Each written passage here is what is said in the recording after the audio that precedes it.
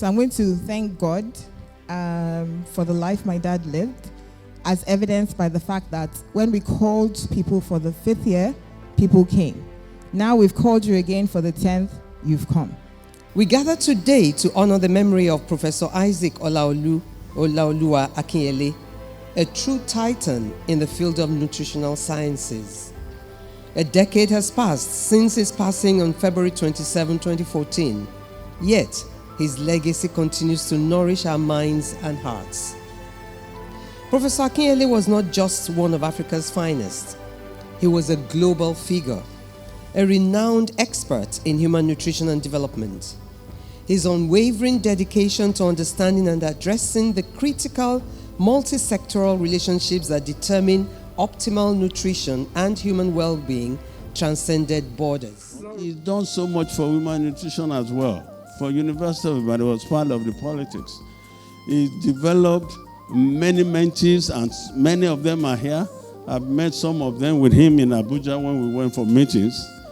He has developed the academic program in the department. He has joined his colleagues to contribute to bringing up young ones. A man, I called him very altruistic, supportive of his mentees. And one thing that you cannot take away from him is the unrelenting hard work. So for students who are here, there is nothing that can beat hard work.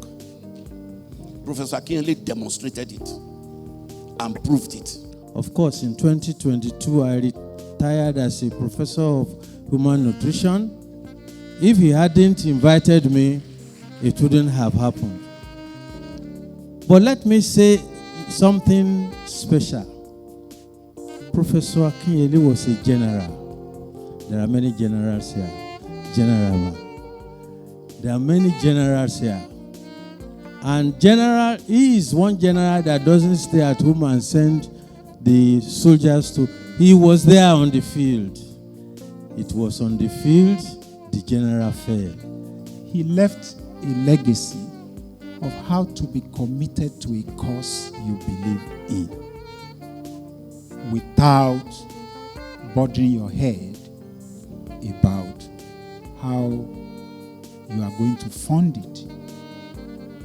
And that has really been a sustaining factor of what we had shared from Professor Akinyele. Professor Akinyele is like a big tree under which so many people, sit and take advantages.